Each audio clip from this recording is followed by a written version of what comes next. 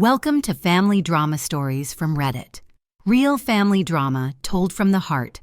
Let's begin. My name is Isabel Reyes. I'm 45 years old, live just outside Santa Rosa, and run a small animal rescue that's been my entire world for the past decade. People see the quiet barn, the rescued dogs, the land I've restored, but they don't see what I left behind to build it. They don't know that silence wasn't always peace. Sometimes it was the only way I could stay standing. I wasn't always the quiet one. Once I was the fixer, the one who filled in the gaps my family refused to notice, the one who stayed calm during chaos, who made excuses for bad behavior and paid bills no one else wanted to touch. The middle child, old enough to know better, young enough to be overlooked. My younger sister Camila has always been the hurricane. She's beautiful, reckless, wild with charm and blind to consequence. My parents loved her for it. They called it spirit and energy, a passion. I called it chaos, but no one ever listened to me.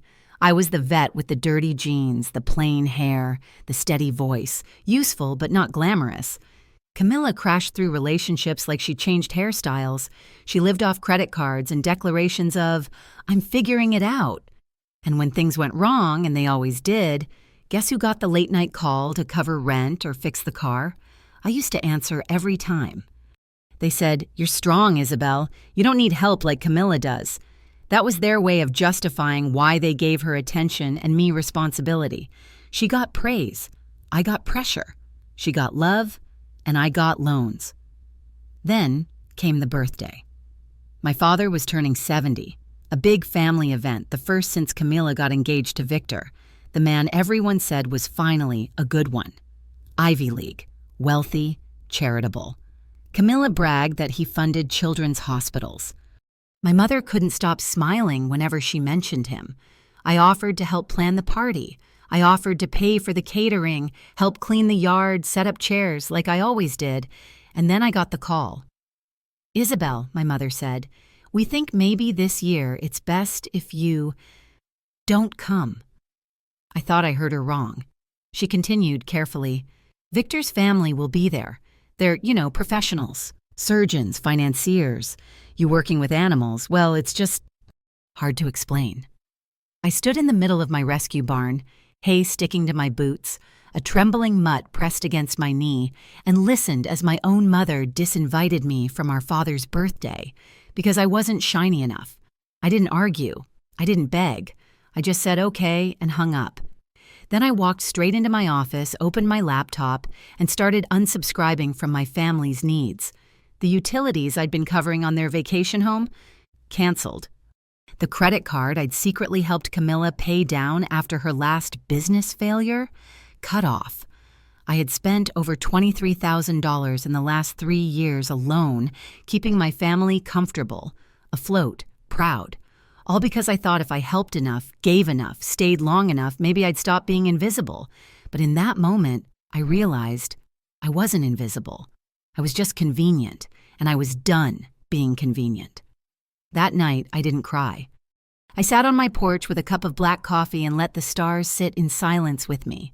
The wind carried the sounds of the animals breathing in their stalls, the soft rustling of a content world that asked nothing of me but care.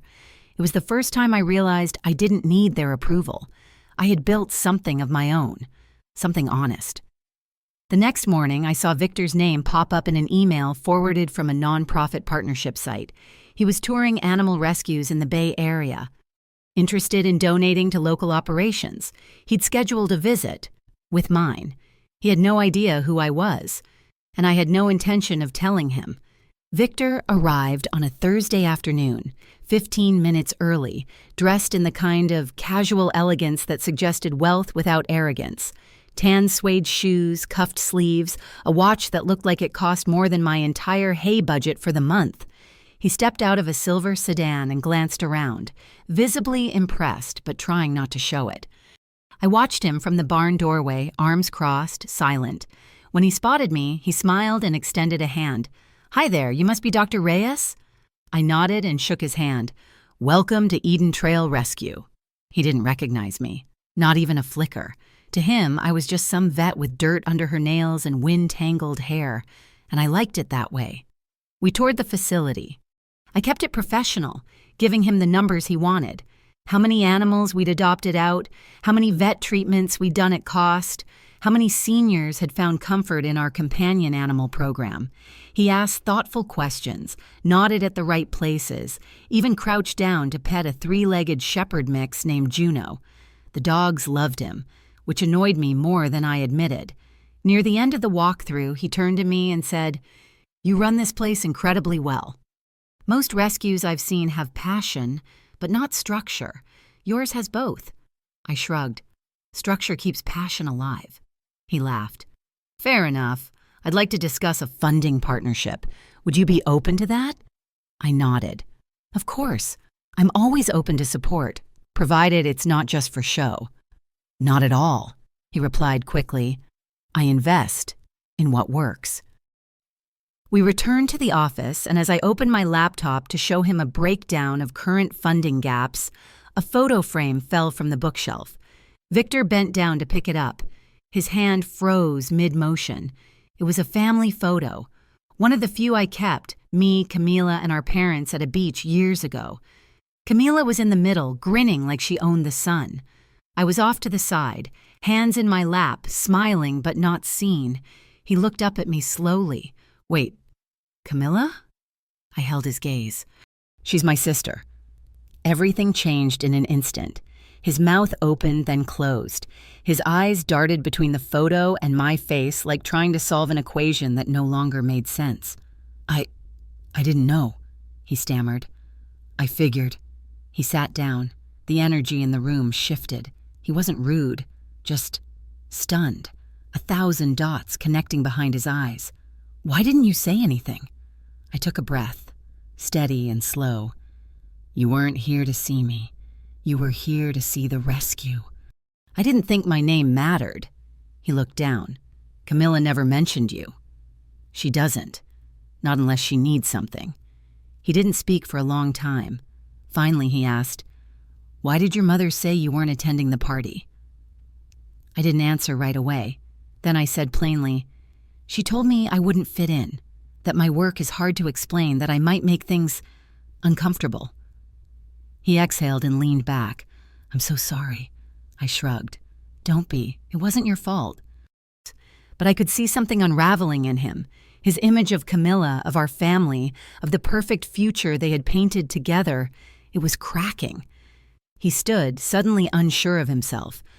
"I think I need a moment." I nodded. "You can take it out by the kennels. The dogs won't judge." He gave a small, broken laugh and stepped outside. I watched him through the window, sitting on the bench near the fence, head bowed, as one of the rescues curled up beside his feet. I didn't feel vindicated. I didn't feel smug. I just felt tired. This was never about revenge. I didn't want to ruin anyone's day. I just wanted my absence to matter as much as my presence had always been expected. And maybe, for once, the truth could stand on its own, without me needing to explain or defend it. Victor stayed another hour. He didn't say much after that, just thanked me, promised to be in touch, and drove away. I closed the gate behind him and turned back toward the barn. Juno met me halfway and leaned into my leg, tail thumping softly. "I know, girl," I murmured. "People always figure it out a little too late." Victor didn't reach out the next day, or the day after that. I thought maybe he'd disappear entirely, return to his spotless, organized world where women like Camila made more sense than women like me. That would have been fine. I'd lived without recognition my entire life.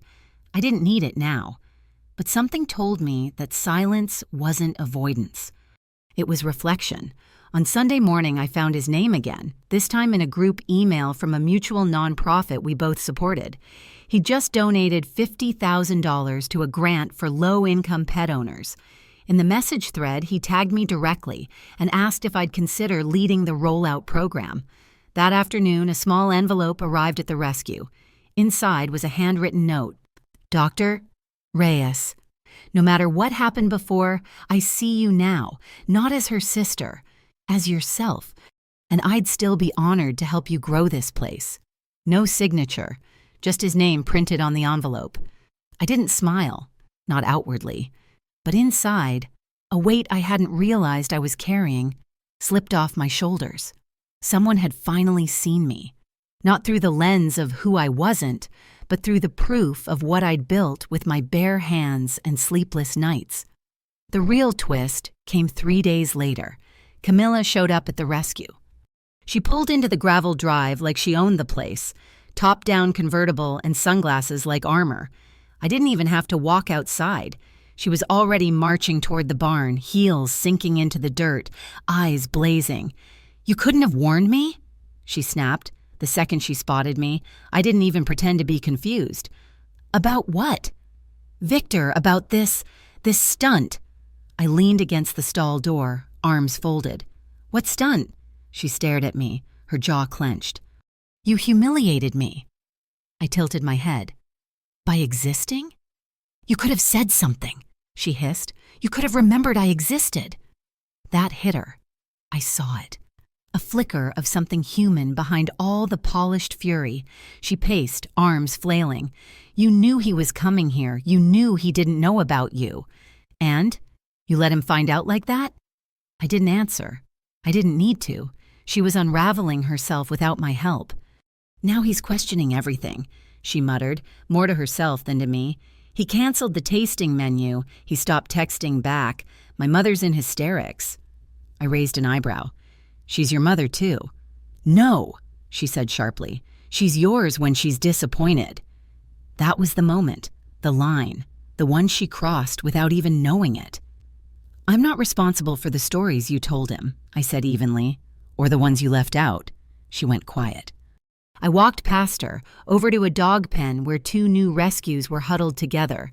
I knelt down and opened the gate, coaxing them out slowly. Camilla just stood there, watching.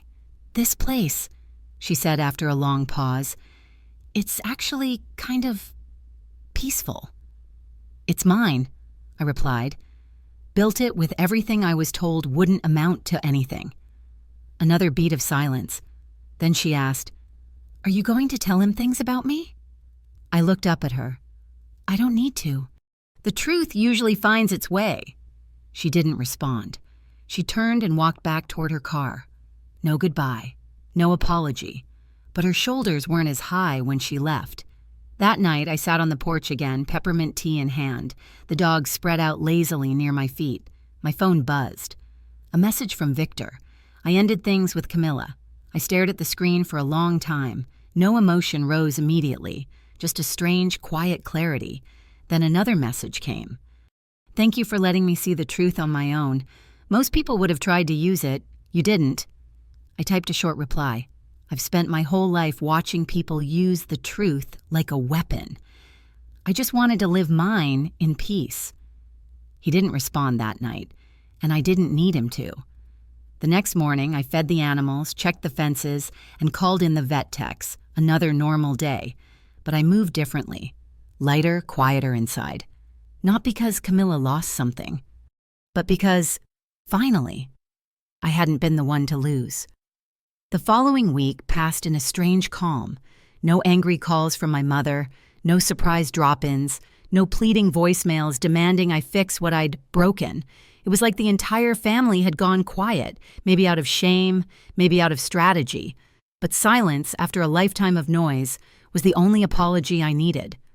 Victor didn't come by again. He didn't need to. But I did get an email from him, brief and professional. He'd finalized the grant and named our rescue as the lead partner. I'd be receiving a quarterly installment to fund spay and neuter clinics, mobile treatment units, and therapy animal outreach for veterans. No fanfare, no publicity photos, just real support. I stood in the barn holding that printout, sunlight slanting across the straw-covered floor, and let myself feel proud, not for what I'd gained, but for what I'd stopped needing. The following Sunday, I drove into town for supplies. The hardware store clerk smiled and said, "Congrats on the grant, everyone's talking about it." That was how I found out. Local news had picked up the story. Victor Mendoza's donation to a rural animal rescue run by a woman who quietly changed lives one paw at a time. No mention of Camilla. No mention of my last name. Just On the way home, I stopped by the gas station, and while pumping gas, a familiar voice called out, "Isabel?" I turned. It was my Aunt Teresa, my mother's older sister, the only one in the family who ever sent me birthday cards, even if they always arrived 2 weeks late and slightly bent. She looked tired but kind as always. Her eyes scanned me like she was checking for bruises. "Heard some of what happened." I raised my eyebrows. "Some?" She gave a dry laugh. "More than enough. Your mother's been in a state." I said nothing. "She told the whole family you sabotaged Camila's engagement." "Did I?" "No," she said gently, "but that's not the story she likes." We stood in silence for a moment while the pump clicked and ticked. "I'm proud of you, you know," Aunt Teresa added, "not just for the rescue, for stepping out of their narrative." I swallowed hard. It was the first time anyone in the family had ever said that to me. Not a friend, not a colleague, a blood relative. "Thanks," I said. "That means more than you know." Before she drove off, she pressed a small envelope into my hand. "There's something I think you should see. It's from your grandmother. She wrote it before she passed, but it never got to you." I held the envelope in my hand for hours before opening it. When I finally did, I was sitting on my porch, the wind soft, the sky a pale silver. The handwriting was shaky, but familiar.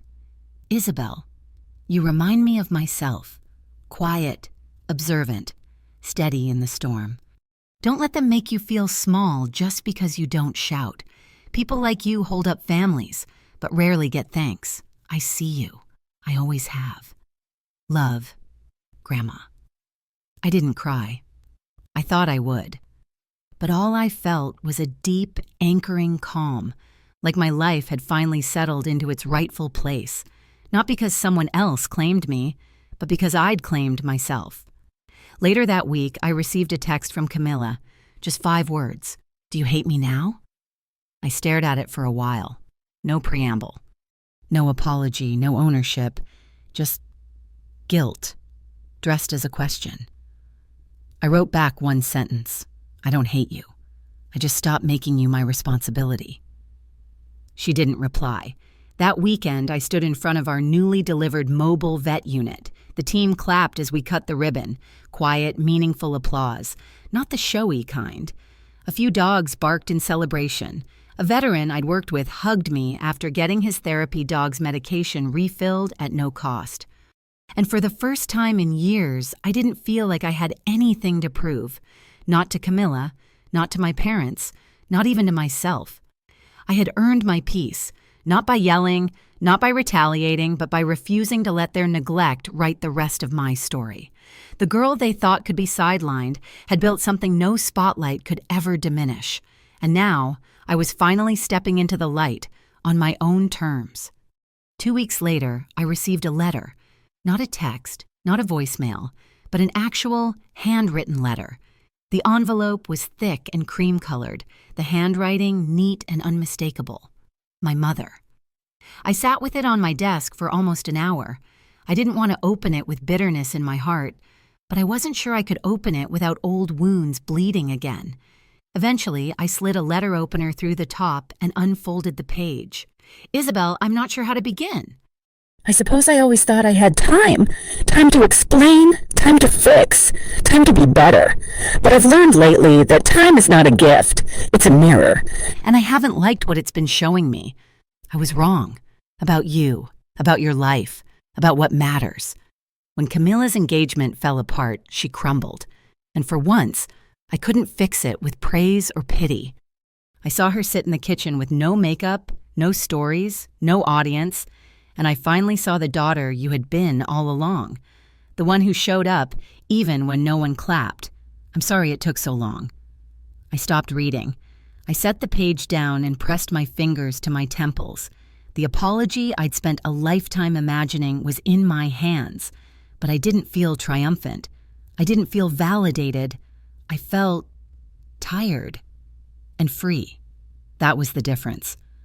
I wasn't reading her words to seek worth anymore. I already had it. Still, I kept reading. If you'll let me, I'd like to visit the rescue, not as your mother, just as a woman who wants to learn what strength really looks like. I folded the letter and placed it back in the envelope. Maybe someday. Not now.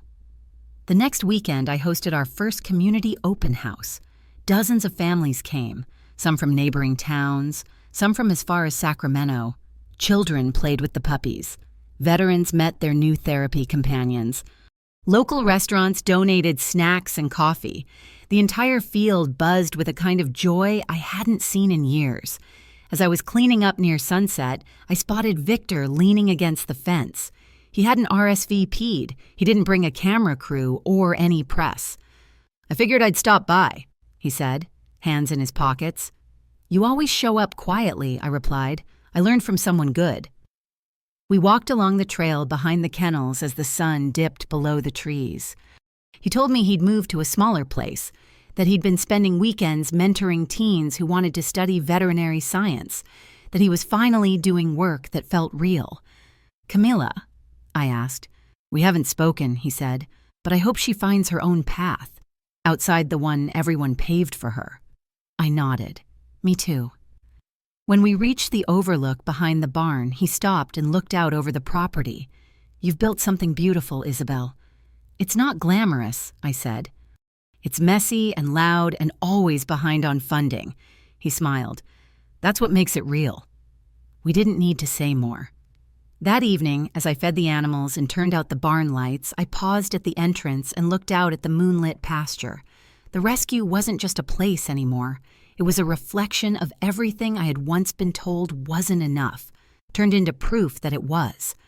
Later that night, my phone buzzed again, this time a photo, Camilla, no caption. Just her in a quiet room holding a stray cat in her lap. She wasn't wearing makeup. She wasn't smiling for an audience. She looked still. I stared at the photo for a long time. Then I replied with just 2 words, "Good start," and that was enough. In the end, I didn't burn bridges. I just stopped walking across the ones that never led anywhere good. I let go, not out of spite, but out of love. For myself, for my peace, for the life I'd finally claimed. Sometimes, the quietest exits are the ones that echo the longest. In a world that often praises the loudest voices and the flashiest lives, Isabel's story reminds us that true strength doesn't shout, it stands still. For years, she was the dependable one, the one who gave without being seen, loved without being acknowledged. Like so many of us, she believed that if she worked hard enough, stayed silent long enough, her worth would finally be recognized. But recognition never came, until she stopped chasing it. In 2025, when the pressure to prove yourself can feel louder than ever, this story offers a quiet rebellion. You don't need to explain yourself to those who choose not to understand. You don't have to carry a family that only calls you when they need something. Setting boundaries isn't cruel. It's the purest act of self-respect. And sometimes, when you finally let go, the very people who dismissed you are forced to hear the echo of your silence. If Isabel's story moved you, share your own moment of quiet strength in the comments. Like this video if you believe in choosing peace over pleasing others, and subscribe for more stories that speak to the heart, especially when the world forgets to listen. Welcome to Family Drama Stories from Reddit. Real family drama told from the heart. Let's begin. Hello, my name is Natalie Gray. For most of my life, I believed that silence was survival, that if I stayed useful, small, and agreeable, maybe my family would finally see me. But what they saw was someone they could take from without fear. That all changed the day I said no, and the day my sister unknowingly walked into the empire I built with the very hands she used to push me aside. It started with a phone call I let go to voicemail. "Hi, Nat, it's Mom. Listen, Amber's going through a rough patch, and she really needs a place to stay for a few weeks. You've got that big place, right? She'll stay out of your way, promise. Call me." I didn't return the call. That wasn't like me. At least, not the version of me they remembered. The Natalie who always said yes. The one who took on 2 jobs in college while Amber flew to Europe with Mom and Dad's emergency funds. The one who paid off part of Dad's debt when he co-signed a loan for Amber's failed clothing line. But something inside me had shifted. quietly, slowly, but undeniably. I lived alone in a 2-bedroom apartment overlooking Lake Union in Seattle, the kind of place that felt too expensive to breathe in, but I never had to justify it, because no one ever asked. My family never bothered to visit, not out of malice, just disinterest. They didn't know I co-founded a fintech company with my college friend Mason. They didn't know we'd secured a multi-million-dollar investment or that our platform was being piloted by 3 major banks. Mason was the face, the name on the door. I was the signature on the patents and the architect of every line of code. That was the deal. I stayed invisible, and in exchange, I kept my peace. So, no, I wasn't going to call Mom back. The next time I saw Amber, it was at brunch. One of those family obligations that I dreaded more than dental work. She swept into the room, late and loud, wearing sunglasses indoors and telling the server how she wanted her eggs poached European style. Mom beamed. Dad grunted something about traffic.